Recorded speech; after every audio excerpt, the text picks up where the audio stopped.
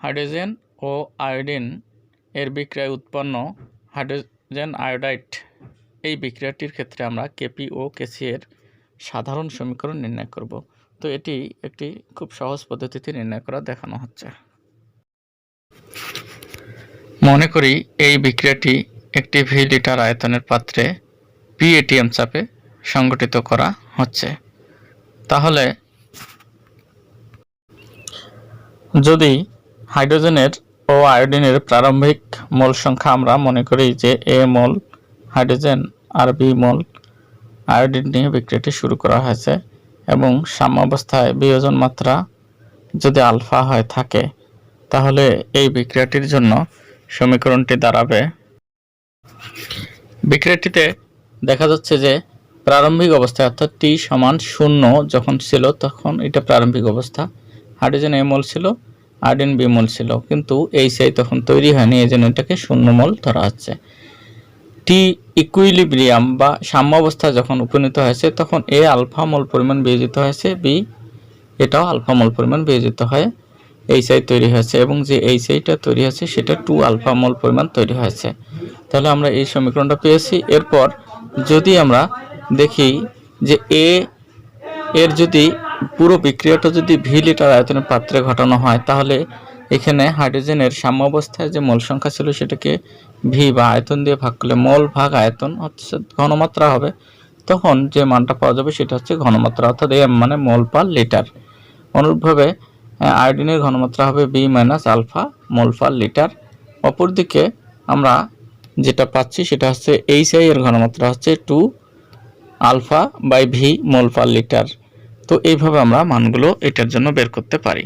যে কোনোটা দিয়েই তোমরা করতে পারবে, এটা মাথায় রাখবা। তো অতএব আমরা ওই যে বিক্রিয়াটার জন্য আমরা কেসি বের করে ফেলি। হ্যাঁ, এইচআই তো দেব, দিয়ে উপরে একটা স্কয়ার দেব, আর এই পাশে হচ্ছে হাইড্রোজেনের ঘনমাত্রা, এই পাশে আয়োডিনের ঘনমাত্রা। তো এগুলো মান যদি আমরা বসাতে যাই, দেখো এটার জন্য 2 আলফা ভি, এটার উপরে স্কয়ার দিলাম, আর এখানে A minus alpha V into B minus alpha V. দেখো তো ভি আর ভি কি কাটা যাবে? ভি আর ভি কাটা যাবে, ভি এর হিসাব বাদ। তাহলে উপরে থাকবে 4 আলফা স্কয়ার, নিচে এ মাইনাস আলফা আর হচ্ছে বি মাইনাস আলফা। দেখো এই পদটাতে, এই পদ অর্থাৎ যে মানটা পেলাম সেটাতে কিন্তু ভি এর কোনো কাজ কারবার নাই, আছে কি? নাই। যেখানে ভি থাকে না সেখানে চাপেরও প্রভাব থাকে না। ভি থাকা মানে আয়তনের প্রভাব আছে, আয়তন কম বেশি আছে বলে ভি আছে। ভি নাই মানে আয়তন কম বেশি নাই, আয়তন কম বেশি না থাকলে চাপও হবে না, কাজ করবে না এই বিক্রিয়াটাতে। তো লাসেন্টিনের নীতিতে দেখো যদি উভয় পাশে মোল সংখ্যা সমান থাকে, এই পাশে 2 মোল, এই পাশে 11 মোল, উভয় পাশে যদি মোল সংখ্যা সমান থাকে আর যদি সাম্যাবস্থাটা গ্যাসীয় হয়, তাহলে চাপের কোনো প্রভাব থাকে না। সেই জিনিসটা আমরা এখানেও খুঁজে পাবো, চাপের প্রভাব নেই। এটার জন্য আমরা পেলাম কিন্তু কেসি এর মান বের করে ফেললাম। যদি তোমাদের কোনো কারণে মনে হতো যে আমি এটা 1 মোল, এটা 1 মোল, এটা 1 যদি ধরি, তাহলে আমাদের কি আসে? যদি এ সমান 1 আর বি সমানও যদি 1 হয়, এটা হলে আমরা এই কেসি এর জায়গায় কি লিখতে পারতাম? 4 আলফা স্কয়ার 1 মাইনাস আলফা, আর কি হতো? 1 মাইনাস আলফা। তো এটা 1 মাইনাস আলফা যদি হয় তাহলে 4 alpha square 1 minus alpha square এরকম হতো, এই ধরনের হতো। আরো যদি কি হতো, যদি এই মানটা খুব ক্ষুদ্র হতো, আলফা এর মান খুব ক্ষুদ্র হলে, তাহলে আলফা মানে বিয়োজন মাত্রা ক্ষুদ্র হলে আমরা তো জানি 1 মাইনাস আলফা এর মানটা প্রায় কিসের সমান হবে? 1, আলফা বাদ দেয়া না দেয়া একই, তাহলে 1 এর সমান হবে। তখন আমরা লিখতে পারি কেসি সমান কি হবে বলতো? এটা 1 যদি হয় স্কয়ার 4 আলফা স্কয়ার, এই যে এরকম আমরা সমীকরণ পেতে পারি। ডাইরেক্ট যদি তুমি মনে করো যে আমি এটা যদি নৈর্ব্যক্তিক বা কোনো ভর্তি পরীক্ষার প্রশ্ন হয় যে হাইড্রোজেন আয়োডিন দেয়া আছে, তাহলে ওই 4 আলফা স্কয়ার, ওখান থেকে আলফার মান বের করতে পারবা, যদি কেসি দেয়া থাকে আলফা বের করতে পারবা, আর যদি আলফা দেয়া থাকে কেসি বের করতে পারবা। মোটামুটি উত্তরের কাছাকাছি চলে যাবে। এটা যে 1 মাইনাস আলফাটা আমরা বাদ দিয়েছি, তো এটাতে খুব একটা হেরফের হয় না। ওকে, তো এবার আমরা যদি চিন্তা করি যে আমরা কেপিটা বের করবো, এর জন্য কেপি বের করব, তো কেপিটা কি হবে বলতো? দেখো, যেহেতু উভয় দিকে মোল সংখ্যা সমান, একটু মনোযোগ দিয়ে দেখো, যেহেতু এটার উভয় দিকে মোল সংখ্যা সমান আছে, এর ক্ষেত্রে কেপি সমান কেসি বলা যায় কি? কেপি সমান কেসি বলা যায়। তাহলে এখান কেপি কেসি এর যেটা মান পেয়েছি ওইটাই কেপি এর মান। অর্থাৎ তুমি যদি আবার ওই যে কেপি আমরা যেভাবে বের করছি মোট মোল সংখ্যা ইত্যাদি ইত্যাদি যদি বের করি, ওই মানটাই বের হবে কাটাকাটি দেওয়ার পর। তাহলে যেহেতু এটার ক্ষেত্রে হ্যাঁ ডেল এন এর মান শূন্য, যেহেতু ডেল এন এর মান শূন্য, অতএব কেপি সমান কেসি, অর্থাৎ যে মানটা কেপি এর জন্য পেয়েছি সেই মানটাই কেসি এর মান। একই। আরেকবার তোমাদের বলতেছি। তো প্রশ্নটি হচ্ছে এরকম যে 50 গ্রাম হাইড্রোজেন ও 1500 গ্রাম আয়োডিনকে একটি আবদ্ধ পাত্রে নিয়ে 450 ডিগ্রি সেন্টিগ্রেড তাপমাত্রায় উত্তপ্ত করা হলো। তো 1280 গ্রাম উত্তপ্ত করার পর আসলে বোঝাচ্ছে যে সাম্যাবস্থায় 1280 গ্রাম এইচআই উৎপন্ন হলো।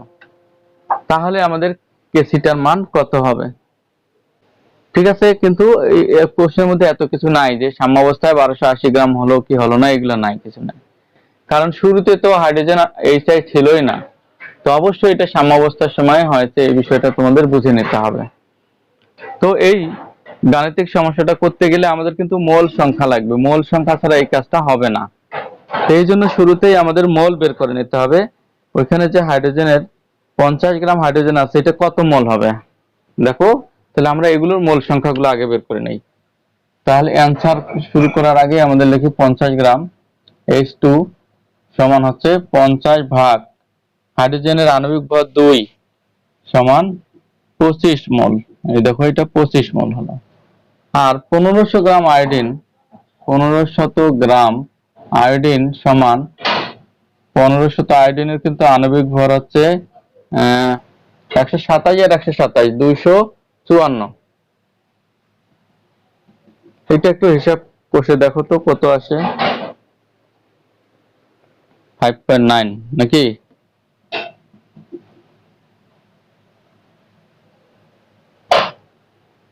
এরকম হচ্ছে 5.905।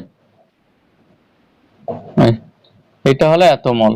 এবার এই যে এই জিনিসটা 1280 গ্রাম যেটা আছে, এই যে 1280 গ্রাম এইচআই, এই জিনিসটা তাহলে কত মোল হবে? 1280 ভাগ 128।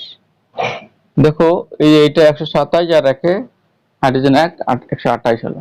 তো 128 দিয়ে যদি ভাগ দেই তাহলে মোটামুটি কত আসবে?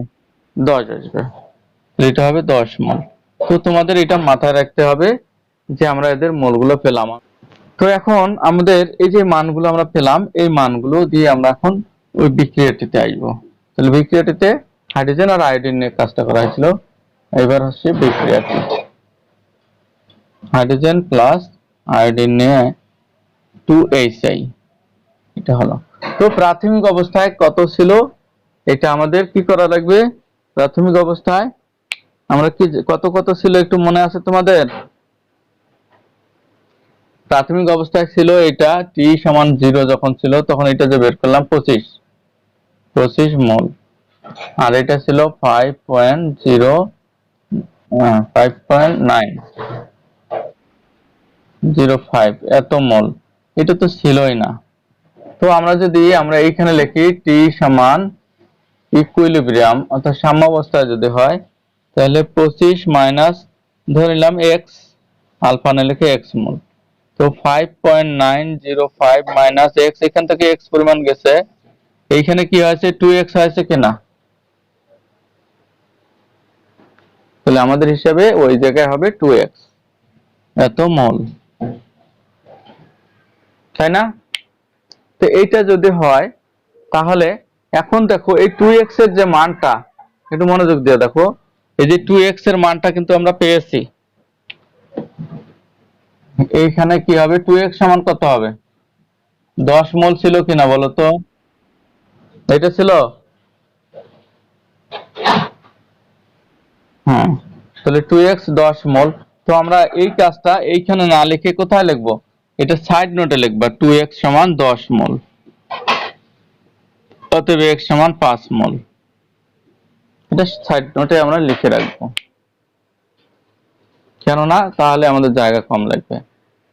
2x মানে হচ্ছে এটার জায়গায় ছিল 10 মোল, আমরা যে এর মোল সংখ্যাটা বের করলাম। এখন আমরা ওই x এর মানটা বিয়োগ করে দেব। এই যে এখানে দেখো 25 মাইনাস 5 মোল, 5.905 মাইনাস 5 মোল, আর 2 ইন্টু 5 মোল। তো এখানে হচ্ছে 20 মোল, হ্যাঁ এখানে হবে 0.905 মোল, আর এখানে হবে 10 মোল।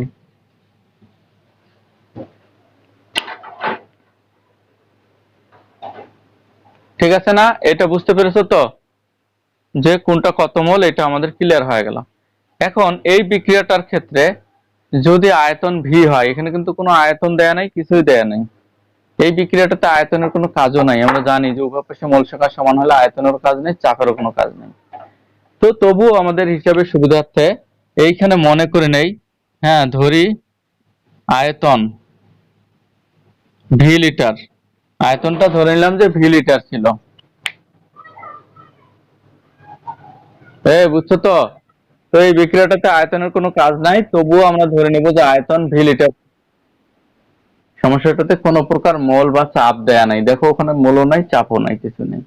তাহলে এখন আমরা যদি কেপি বা কেসি বের করতে যাই, কেসি গেলে তো ঘনমাত্রা লাগবে, কেসি বের করতে গেলে ঘনমাত্রার জন্য তো আমাদের এটা তো মোল আছে, তাহলে ঘনমাত্রার জন্য আয়তন লাগবে। তো ধরে নিতে হবে, যার ক্ষেত্রে থাকবে না তাদের ক্ষেত্রে ধরে নেব যে আয়তন ভি লিটার। তো আয়তন বা চাপ যদি না থাকে, বুঝতে হবে ওগুলোর কোনো ভূমিকাও নাই, তারপরেও তো আমাদের হিসাবের জন্য এটা ধরে নিতে হবে। তো আয়তন ধরে নিলাম ভি লিটার। তো সেই ক্ষেত্রে আমরা লিখতে পারি যে এখানে 20 আর ভি এটা মোল পার লিটার হলো। তো এখানে হবে 0.905, এখানেও আমরা লিখবো ভি মোল পার লিটার, এখানে 10/ভি মোল পার লিটার। এটা যদি আমাদের বের হয়ে যায়, তাহলে এখন আমরা কি করব বলতো, যে অতএব আমরা কেসি বের করব। তো এখন অতএব আমরা যদি এখানে ওই বিক্রিয়াটার জন্য কেসি সমান কি হতে পারে বলতো, কেসি সমান উপরে লিখবো এইচআই দিয়ে স্কয়ার লিখবো, আর নিচে লিখবো হাইড্রোজেন আর কি আয়োডিন, এটা লিখবো। তো এটার মান আমরা বসাতে পারি। এখন দেখো এই যে এইচআই এর মান ওই যে 10/ভি, এখানে লিখবো 10/ভি দিয়ে এটা স্কয়ার দিলাম। আর এটার মান আমরা হাইড্রোজেনের মানটাই যে এটা 20/ভি ইন্টু আমরা এটার পরিবর্তে হবে 0.905/ভি। তো উপরেও দুইটা ভি, স্কয়ার করলে দুইটা ভি হয়, নিচেও দুইটা ভি। ভি আর ভি কি হবে বলতো, কাটা যাবে কিনা? তাহলে ভি আর ভি যদি কাটা যায়, ভি হিসাব বাদ, এই দেখো ভি এর কোনো কাজ নাই কিন্তু। তাহলে উপরে 100 থাকবে, আর নিচে থাকবে তোমাদের 20 ইন্টু 0.905। তো এগুলো হিসাব করলে কিছু একটা মনে হয় বের হতে পারে, আশা করা যায়। তো তোমরা কত 5.525, তো এটা হবে আর কি।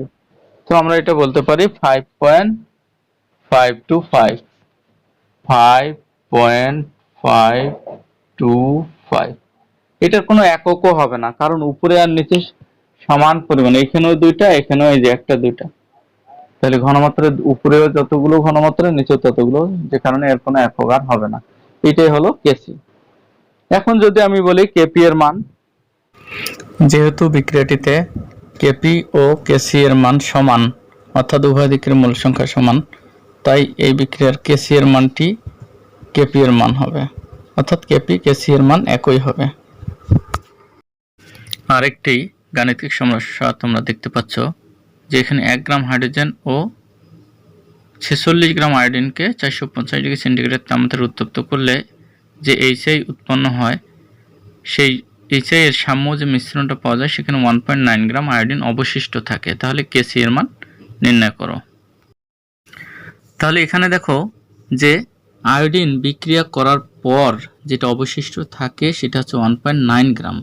তাহলে বিক্রিয়ায় আয়োডিন অংশগ্রহণ করেছে কতটুকু, তাহলে 46 থেকে 1.9 গ্রাম বিয়োগ করলে 44.1 গ্রাম এটা বিক্রিয়ায় অংশগ্রহণ করেছে।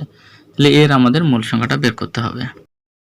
তাহলে বিক্রিয়ায় অংশগ্রহণকারী আয়োডিনের মোল সংখ্যা আমরা পাচ্ছি যে 44.1 ভাগ আয়োডিনের আণবিক ভর হচ্ছে 254, ভাগ করলে পাচ্ছে 0.17362 এত মোল আসলে অংশগ্রহণ করলো।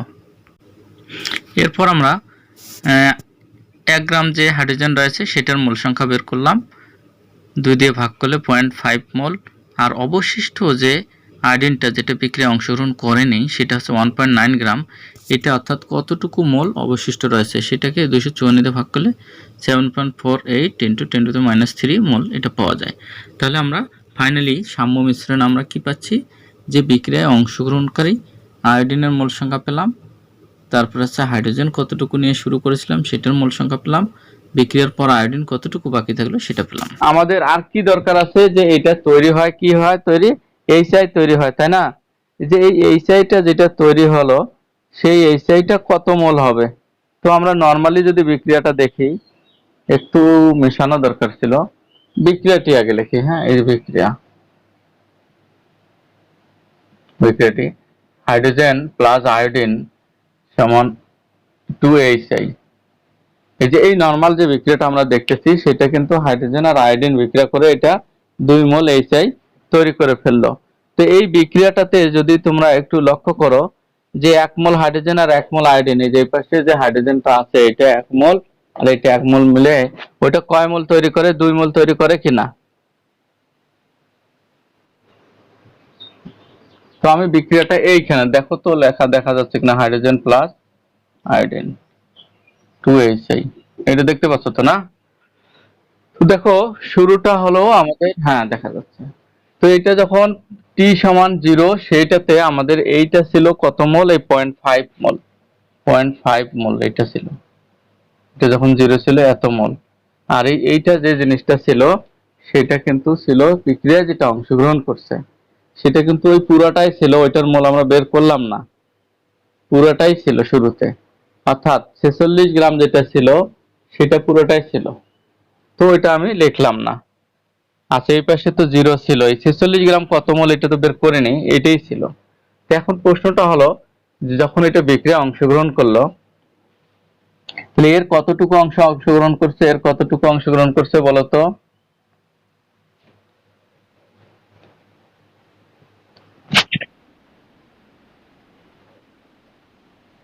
এই যে এটা না, এটা আর আয়োডিনের কতটুকু অংশগ্রহণ করছে, না এটা না, এই যে এটা, হ্যাঁ এই যে এই অংশটা। তাহলে এর যেটা অংশগ্রহণ করছে এই যে পরের লাইনে অংশগ্রহণ মানে ওটা চলে গেছে ওই পাশে। তাহলে যেই অংশটা চলে গেছে এর থেকে যে অংশটা চলে গেছে সেই অংশটা, তার মানে হচ্ছে এটা সাম্যাবস্থায় টি সমান ইকুইলিব্রিয়াম অবস্থায় যখন হবে তখন এর যেটা হচ্ছে 0.17362 এত মোল অংশগ্রহণ করছে। তো আমরা যদি এই জায়গাটা চিন্তা করি, এটা যদি 1 মোল লাগে এটাও 1 মোল লাগে কিনা বলতো, 1-1 অনুপাতটা কিনা। তো সাম্যাবস্থায় এর যদি এত মোল লাগে তাহলে এরও তো ওই পরিমাণ লাগবে, লাগবে কিনা? এরও লাগবে 0.17326 মোল, কিন্তু মোল হিসাবে আমরা আসতেছি। তো এইখানে এসে আমরা যেটা পাবো, তাকে দেখো এই অংশটা কিন্তু এর লাগলো আর আয়োডিনের কিন্তু এই অংশটা লাগলো, কিন্তু এর কিন্তু রয়ে গেছে কতটুকু দেখো তো, 5 মোল ছিল। তাহলে এর কিন্তু 0.5 মোল ছিল, বিক্রিয়ার জন্য লেগেছে এতটুকু, আর বাকি যে অংশটা সেটা রয়ে গেছে কিনা, রয়ে গেছে।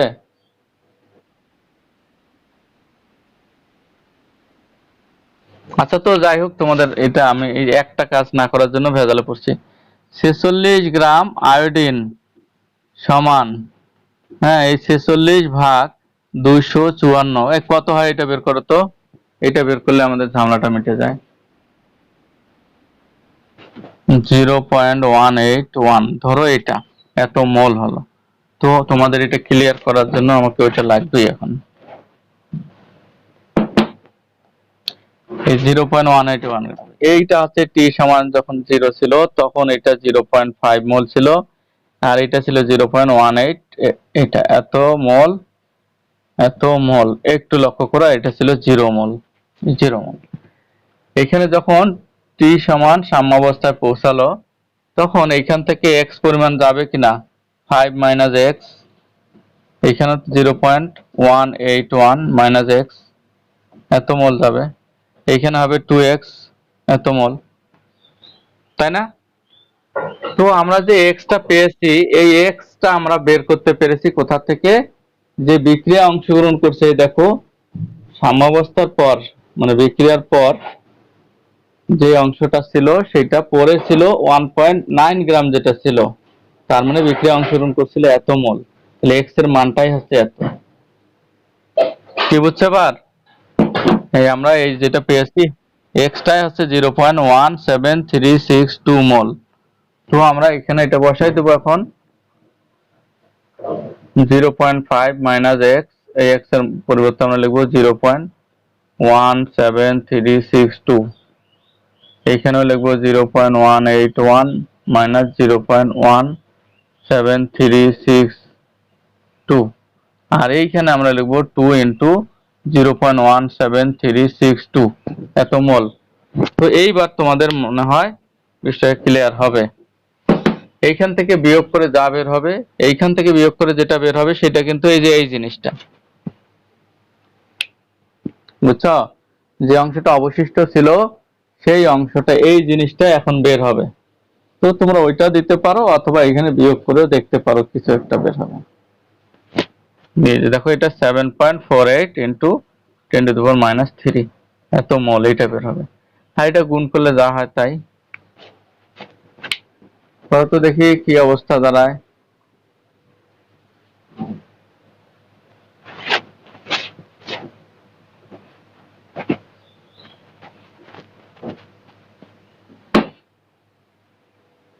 পেয়েছো?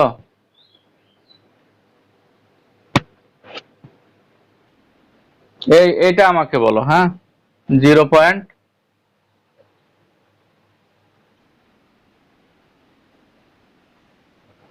এই এগুলো সব মোল মোল মোল, আর এইটা গুণ করলে কিছু একটা হবে। ডাবল ফিগার করো দেখি।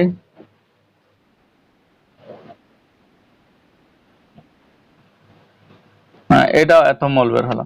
আমাদের আর কোনো কাজ নাই, অতএব কেসি সমান আমরা লিখবো এইচ আই। কি বাদ পড়ছে বলো তো এবার? আমি যে ডাইরেক্ট কেসি করতেছি, কোনো একটা জিনিস কি বাদ ফেলছি? হ্যাঁ, আয়তন বাদ দিয়ে দিছি। এখন আমরা কি করব, এইটা আগে বসাই দেই, নিচে একটা ভি এমনি এমনি বসাই দেব, আর সময় থাকলে ওগুলো স্পেশাল পারে লিখে দিবা। এই স্কয়ার পাশে লিখে দেবো ভি মানে এই 0.32638 ভাগ ভি ইন্টু 7.48 ইন্টু 10⁻³ ভাগ ভি। এইখানে ভি হচ্ছে ভি লিটার আয়তন। এগুলো সব কাটাকাটি, ভি আর ভি এগুলো থাকবে না। হ্যাঁ, সব ভি যদি উঠে যায়, যাওয়ার পর কি থাকবে কাটাকাটির পর? ওই শুধু ভ্যালুগুলো থাকবে। সেই ভ্যালুগুলো বসানোর পর দেখো আমি ডাইরেক্ট উত্তর বসাই দেই, 49.38, 49.387। দেখো এরকম হয় কিনা জানি না, ডাইরেক্ট উত্তর